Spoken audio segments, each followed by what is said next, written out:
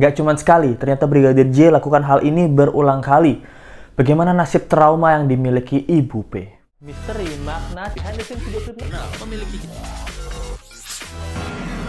tapi tetap sopan.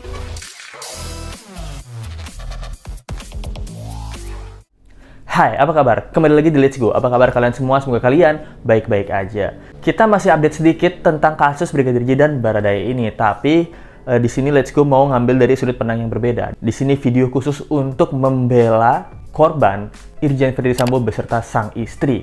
Jadi apa yang kita mau bahas kali ini? Yang pertama adalah tentang kemungkinan hal-hal yang dilakukan Brigadir J itu adalah benar, dan kondisi korban yang saat ini mengalami trauma yang sangat mendalam, serta banyaknya teori-teori yang membuat mental korban itu breakdown. Let's go kita bahas. Jadi yang pertama, Let's go mau bahas tentang podcastnya Deddy Corbuzier. Nah, baru ini Let's go nontonin nih podcast Deddy Corbuzier yang ini, yang menceritakan tentang pelecehan gitu. Dia tuh fokus ke pelecehan. Nah, Deddy Corbuzier itu kan ngundang seorang pakar seks ya, itu Zoya. Ini emang beberapa kali aku pernah nonton konten YouTube-nya Mbak Zoya ini. Podcast ini tuh membuat Let's Go tuh agak sedikit berpikir ya. Karena kalau kemarin-kemarin kita selalu membahas teori-teori apakah mungkin Brigadir J melakukan seperti ini, apakah benar kronologi yang diceritakan kepolisian seperti ini, dan mengemukakan pertanyaan-pertanyaan yang ada di benak orang-orang awam mengenai kasus ini. Tapi sekarang Let's Go bakal bertanya hal yang sama, namun sudut pandang yang berbeda. Kalau semuanya ini benar, kronologi pelecehan itu benar adanya, apa yang dirasakan oleh Pak Verdi beserta sang istri? Jadi, kasus pelecehan seksual yang dilakukan bawahan terhadap istri atasan. Nah, karena menurut Mbak Zoya ini ya, hal itu mungkin terjadi. Karena apa? Karena banyak kasus di mana tukang kebun memperkosa anak majikan. Lalu ada pekerja-pekerjaan bangunan itu memperkosa anak majikan atau majikannya gitu. Nah, ini hal yang bisa terjadi juga. Karena kalau udah melakukan tindakan suatu kejahatan, nggak ada yang nggak mungkin. Nggak cuma tindakan pemerkosaan ya, tindakan pembunuhan, tindakan perampokan. Kita sebagai orang yang lagi normal, yang nggak lagi kalut, itu kan bertanya, kenapa sih dia bisa membunuh anaknya sendiri gitu. Kalau kalian masih ingat, Angela itu kalau nggak salah anak kecil yang dibunuh sama orang tuanya sendiri. Nah, itu kan kalau secara normal, kenapa sang ibu bisa melakukan hal itu terhadap anaknya? Tapi itu kejadian. Kenapa? Karena hal itu adalah tindakan kejahatan. Nah, dan juga yang kemarin ini paling viral itu tindakan pelecehan seksual yang dilakukan oleh oknum, oleh Julianto Eka Putra terhadap anak-anak muridnya yang ada di SPI. Nah, pertanyaannya kan Julianto Eka Putra ini punya uang banyak. Kenapa harus melakukan hal tersebut terhadap anak-anak yang di SPI? Anak-anak ini itu dari segi fisik juga kalah cantik sama LC atau member-member micet yang cakep-cakep gitu. Padahal Julianto Eka Putra ini punya uang banyak, kenapa nggak langsung ke micet aja? Kenapa harus ke anak-anak yang masih polos ini? Nah, ternyata menurut Mbak Zoya ini tindakan kejahatan itu udah bukan masalah seks doang, masalah power gitu. Karena kalau kita bisa memperkaos dan nge-rape wanita itu bukan masalah seks doang, tapi masalah power. Nah, hal ini juga dikemukakan bahwa saat bawahan ingin memperkaos atasan, dia ngerasa kalau sudah bisa melakukan hal itu berarti aku udah punya power nih. Nah, ini Let's Go lumayan setuju, karena kita nggak bisa berpikir kenapa kriminal bisa melakukan tindakan kejahatan, karena akal mereka itu udah hilang gitu, udah terbutakan sama tindakan yang ingin dia lakukan. Kemudian yang teori mengatakan bahwa masa sih istri seorang jenderal tuh bisa dilecehin, kan dia tuh istri jenderal, keamanannya tuh kan powerful banget, apalagi suaminya tuh punya kekuatan besar gitu. Nah, malah ini yang bisa menjadi kerentanan untuk tindakan pelecehan seksual gitu.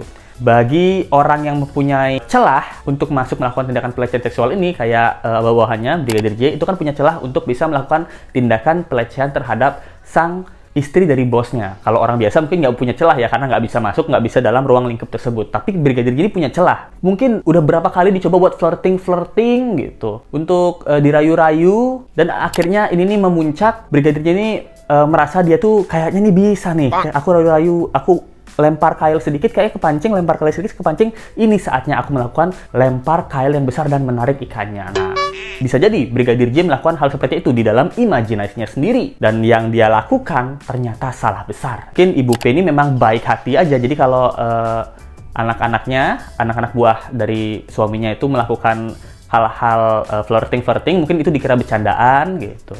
Jadinya balas balik gitu, atau meresponnya dengan baik, itu yang malah disalahartikan sama Brigadir J itu nih. Kemudian Mbak Zoya di podcastnya juga bilang pelecehan itu nggak mungkin, atau pemerkosaan itu nggak mungkin cuma dilakukan dalam 1 hari.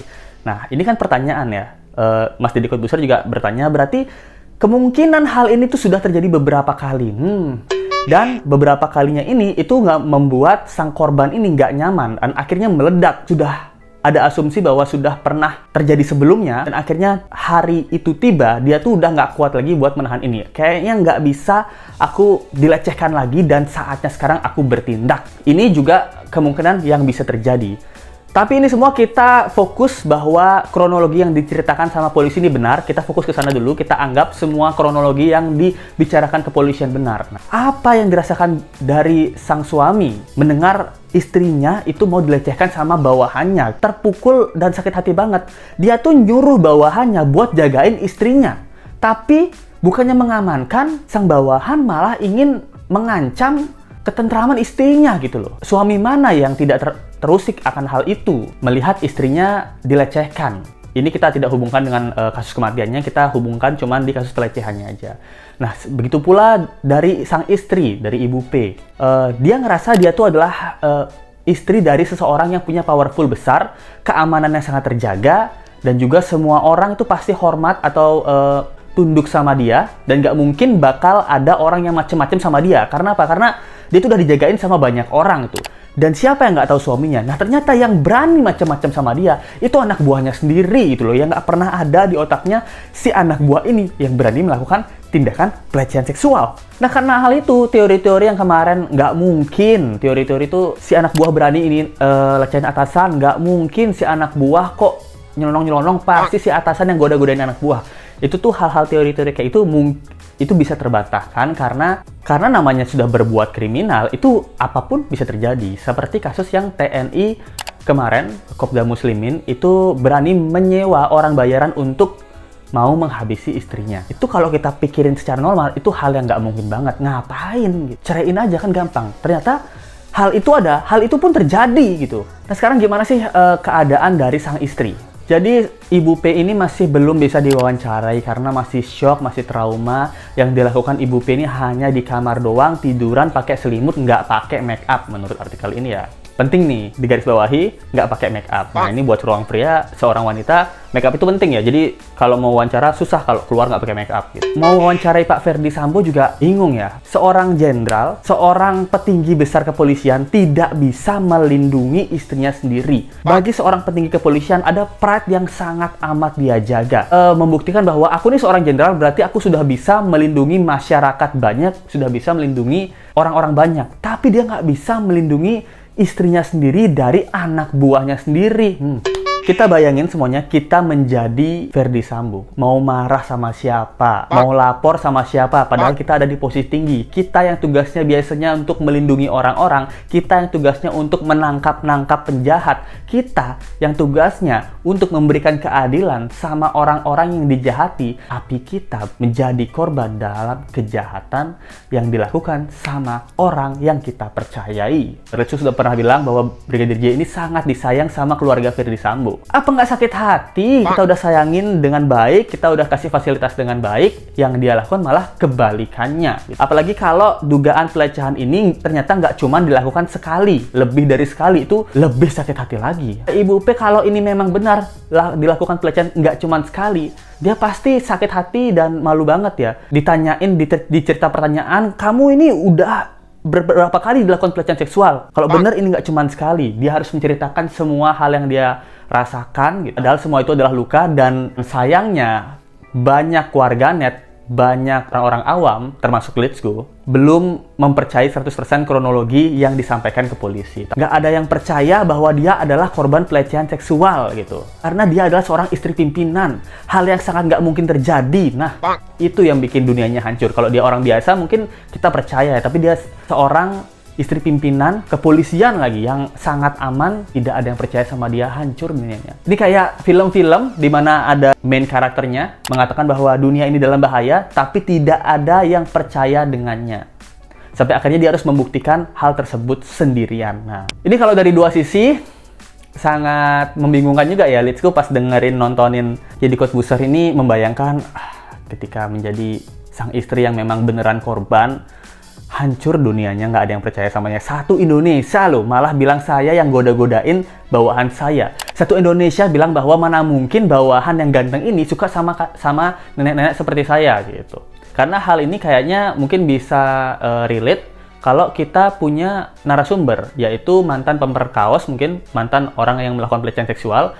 Sebenarnya Let's Go pengen tanya, cuman Let's Go nggak tahu resource-nya. Let's Go nggak punya kenalan atau temen yang pernah keluar dari penjara karena kasus memperkaos seseorang gitu. Tapi kalau punya, sebenarnya Let's Go pengen tanya, kamu waktu memperkaos seseorang ini, apa yang ada di benak kamu? Kamu kan bisa sewa orang, atau bisa sewa micet, atau bisa sewa LC itu. Kenapa kamu memilih memperkaos? Jawaban dari mantan pelaku pelecehan seksual ini yang Let's Go penasaran. Kita mau tanya Brigadir J sudah almarhum, meninggal dunia, kita nggak bisa tanya lagi. Dan Baradae pun sudah mengakui bahwa dia yang memang menembak mati si Brigadir J. Nah ini memang yang menembak Brigadir J karena dia itu udah mau memperkaos istri atasan saya. Itu saya melindungi istri atasan saya. Itu yang saya lakukan. Tugas saya sebagai ajudan. Saya diamandatkan untuk jaga rumah ini, jaga keluarganya. Itu yang saya lakukan. Di sini yang salah ya Brigadir J. Brigadir J yang harusnya tugasnya melindungi, kok malah berbuat aneh. Tugas saya benar. Tugas saya yang melindungi istri pimpinan saya. Tapi jangan ada yang bilang bahwa Let's Go munafik ya gitu. Kemarin bilangnya A, sekarang bilangnya B. Nah, kalau kemarin kan Let's Go ngomongin dari sudut pandang keluarga Brigadir J. Memang banyak kejanggalan gitu. Nah, tapi sekarang Let's Go ngambil sudut pandang biar objektif dari sudut keluarga Ferdy Sambo. Nah, mungkin seluruh masyarakat Indonesia harus minta maaf banget sama keluarganya korban gitu. Karena mereka ini sudah korban itu harus dilindungi dan dijaga mentalnya supaya nggak jadi trauma. Nah sekarang bayangin seorang ibu-ibu dan seorang bapak-bapak mendapat masalah atau mendapat kasus tentang pelecehan seksual. Nah, malah dapat judgmental karena kamu nggak tahu gimana perasaan korban. Sama seperti kita nggak tahu apa yang di benak pelaku waktu melakukan pelecehan. Kita juga nggak tahu apa yang dirasakan korban waktu mereka semua dilecehkan. Nah, itu yang biasa sekali itu sampaikan. Di sini Let's Go memang mau fokus sekarang ke keluarga Ferdy Sambo sama Ibu P tentang perasaan mereka, tentang kesehatan mental mereka. Ini bukan karena Let's Go takut atau ada apa-apa ya ini. Ini karena memang Let's Go penasaran kalau dari pihak sang korban ini apa yang terjadi. Apakah masih ada orang-orang yang percaya bahwa korban ini beneran korban dan Brigadir J ini yang tewas memang beneran tersangka gitu. Menurut kalian gimana tentang kasus ini? Coba komen aja di bawah. Kalau kalian pengen lihat video-video lain tentang kasus Brigadir J, Let's Go udah buatin playlist tentang kasus Brigadir J. Cari aja di konten Let's Go, klik playlist, klik kasus Brigadir J. Jangan lupa like, komen, dan subscribe video ini. Kita ketemu di video berikutnya. Sampai jumpa lagi ya. Bye. Misteri makna behind the scenes video klip memiliki tapi